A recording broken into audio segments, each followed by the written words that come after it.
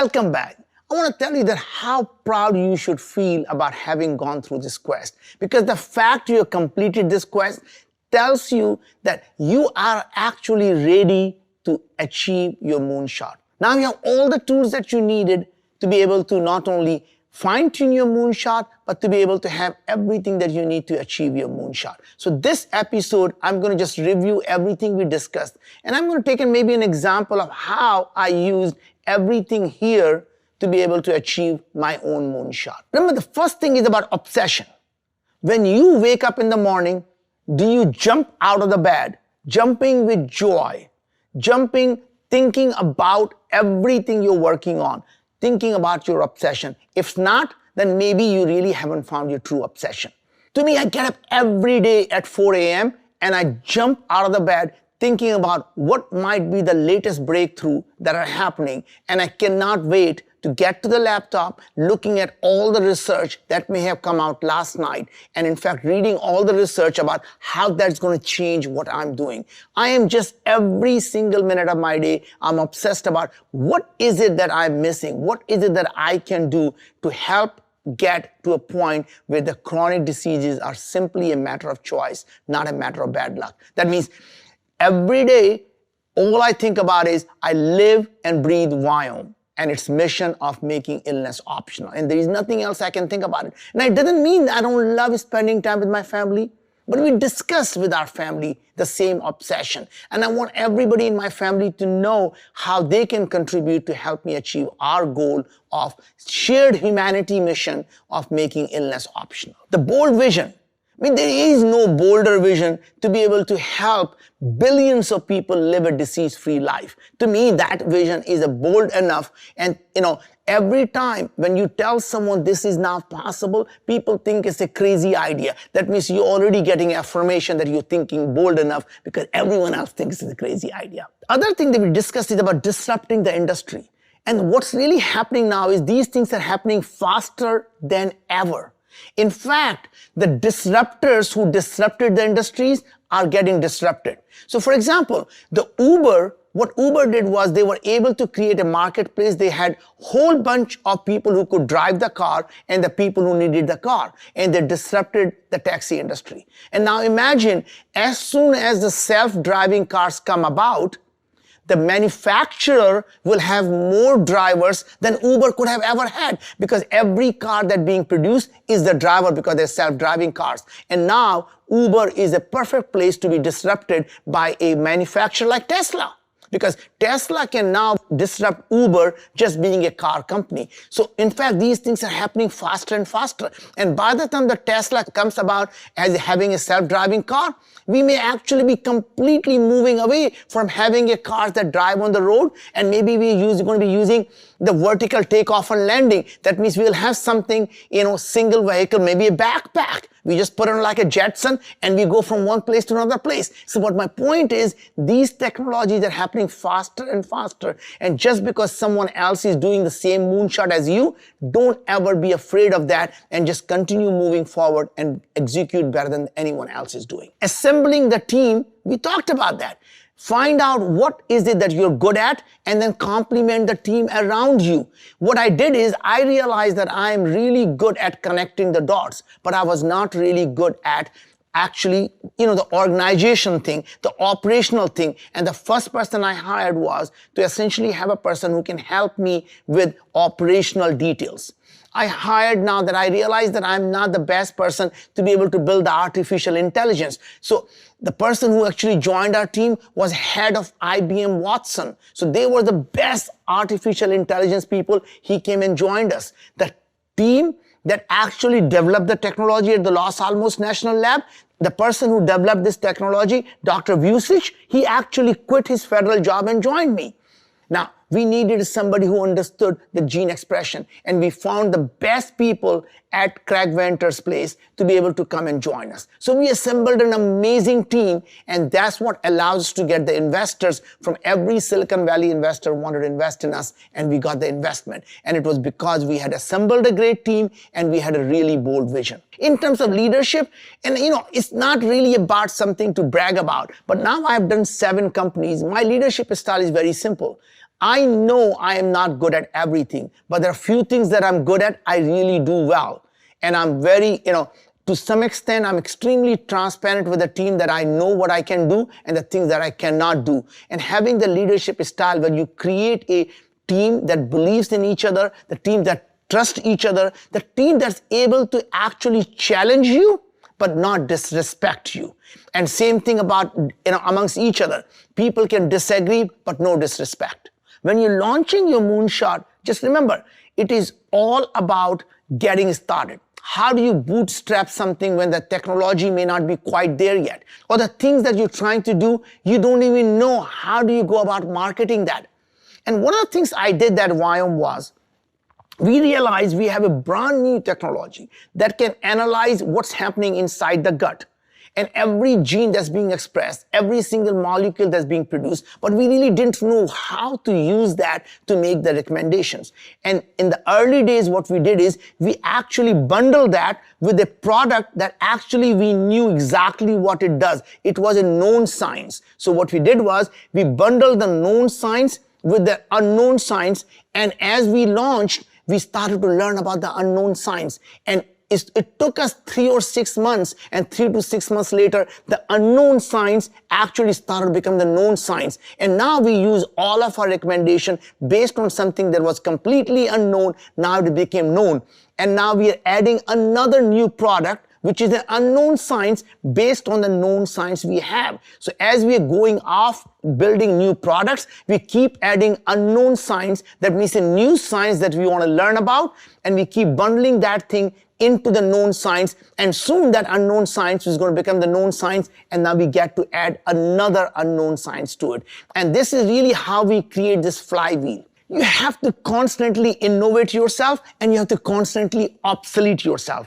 And what I mean by obsoleting yourself is you need to build the organization that actually can replace you one day. And in fact, if everyone in the organization still needs you, that means you have not made yourself obsolete. That means you have to create a bench strength that is so deep that actually doesn't need you, and you're there simply to guide them as a coach, as a mentor, or as simply a teammate, simply to motivate your team to continue to go down the mission of helping billions of people live a better life. And if you're not doing that, then you're going to be doing that for the rest of your life, and you'll never be able to essentially go out and launch a second moonshot.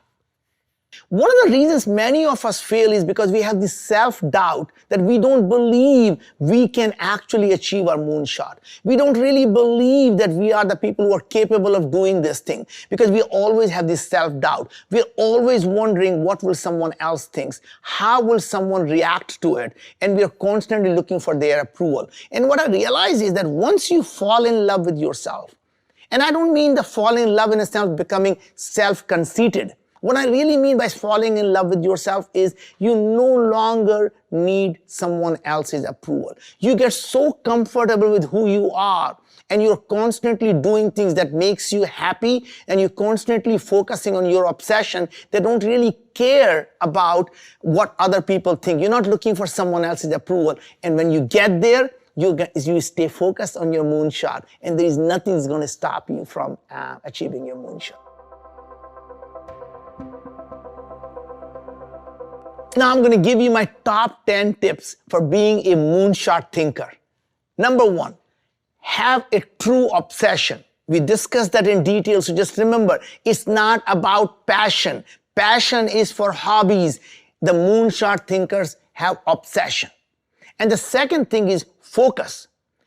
If you're not focused, you're going to be constantly looking around to do more things. More companies die from indigestion rather than starvation. That means don't try to do too many things. Stay focused on one thing that you do well. Working hard. There is just absolutely, there is nothing, there is no alternative to working hard. People will tell you that you get lucky, but you and I both know that luck comes to those who work hard. So there is no substitute for working hard. If you're going to be a moonshot thinker, you're going to be spending 18-hour days, 7 days a week, achieving your moonshot, doing things that will help you achieve your moonshot. Next thing is really enjoying the journey. This is a long, long path. It's a long journey. In this journey, you have to enjoy every milestone. Every single thing that you achieve, celebrate it. And once you finish celebration, move on to the next milestone. Celebrate and move on. You have to enjoy the journey. Sometimes you actually can reach your destination. If you didn't enjoy the journey, you're going to look back and say, for what? But if you're enjoying the journey, it doesn't even matter when you reach the destination or not, because you loved every part of it. When you're pushing the humanity forward, just remember, it's like a relay race. Somebody's going to take that baton and is going to take that from where you left off and is going to take it across the finish line. And you're going to still die a happy man because someone else helped you achieve your moonshot. The next thing is trust your gut. Don't start to fall for the spreadsheets, because spreadsheets will never tell you what's the right thing to do. So you got to be able to trust your gut. And what I do every time is when I have to make a toughest decision, I close my eyes, I visualize that I made the decision, and now I simulate what is happening a year from now, 6 months from now, 2 years from now, and I start to feel, am I really enjoying having made that decision, or do I feel bad about that? And that is, to me, is trusting your gut, visualizing it forward, having made the decision, how you feel, and you go back and saying, is that the decision you still want to make or not? And the next thing I want to talk about is being flexible, but at the same time being persistent. And that is the key. There are going to be a lot of times things are going to look like they're not working, but you have to listen to your gut instinct and say, are they really not working, or am I just simply going through a tough time? You remember the heartbeat. Are you really just on the downbeat at this point and you believe that it is the end, or really this is just the beginning of the upbeat? So you got to stay flexible, because there's times it's time to adapt, but there is a lot of times you simply have to be persistent, to persist through the valley of death so you can come out and actually achieve the moonshot. Just remember, every single successful company goes through the near-death experience, and the people who persist through that are a company who build amazing companies. The next thing is, we discussed this, rely on your team. You can't be a Rambo. You cannot be a one-man team. You got to rely that you just have a role to play in this big team. So always trust your people to be able to deliver. Just don't think that they cannot be as good as you. In fact, sometimes you'll be surprised they are substantially better than you. So you got to rely on your team. The next part is execute, execute, execute. In real estate, it is all about location, location, location. But as a moonshot thinker, it is all about execution, execution, execution. Once you get the bold vision, once you have the moonshot, once you have a team, all you have to focus on is making sure you block and tackle every single day. Every single day you need to know that you're making a progress. Don't ever fall for the thing that you're active, you're busy. Being busy doesn't mean you're moving forward. So don't become an activist. Actually measure to make sure that you're getting closer and closer to your moonshot. And the next point I want to really be is always value honesty and integrity. If any point of time you lose that, you have lost the whole company. There is nothing in life is worth living if you have to give up being honest or not have integrity. And I would say last thing, as a moonshot thinker, always give back. There is a lot you're going to achieve in your life, but if you're not giving back, you are still a parasite on humanity. There is nothing each one of us can achieve ourselves. We really draw so much from the society. And when you're successful, send the elevator back. Allow everyone to be uplifted. Make sure that you're giving back to the community that gave you everything you have. And be grateful. Be grateful for what you have, because if you don't have a gratitude in life, you're never going to be happy. So be grateful, always focus on giving back. Always know that the mission that you are on is to help billions of people live a better life. It's never about you. You're simply a catalyst in this humanity to make everyone better. I want to close this quest with a simple reminder. When you do something really audacious, it becomes really easy for people to join you on your mission. So it's easier to deliver on a bold vision, on a grand mission, than to take something small and do that. Because the best and the brightest in the world want to work on the toughest problem. So think big, and think so big that people think you're absolutely crazy. And if the problem is worth solving, go out and do it. Make sure the things you're working on, if successful, is going to help billions of people. If you're going to dedicate your life to something, at least dedicate your life to solving a big problem. Be the magnet that all the talent, all the resources that are attracted to, because you have that bold vision and you have that obsession, and you're not going to stop at anything until you achieve your moonshot.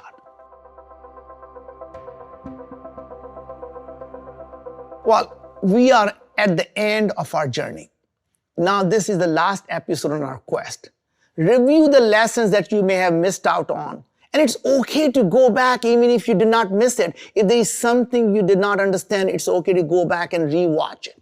Write down everything. You identify your moonshot. Find out who you're going to be team members are going to be. Write down what you're good at, what you're not good at. Share your ideas with the tribe. Share your ideas with the broader network. And please, just know that nothing that you're doing in achieving a moonshot is going to be easy. So you have to be able to persist. You got to be willing to work hard, and you got to be a leader that constantly are igniting that light in everyone else who is around you to be at their best. Once you do that, you'll be able to achieve your moonshot. I'm going to miss you all on this journey, but I will see you on the moon.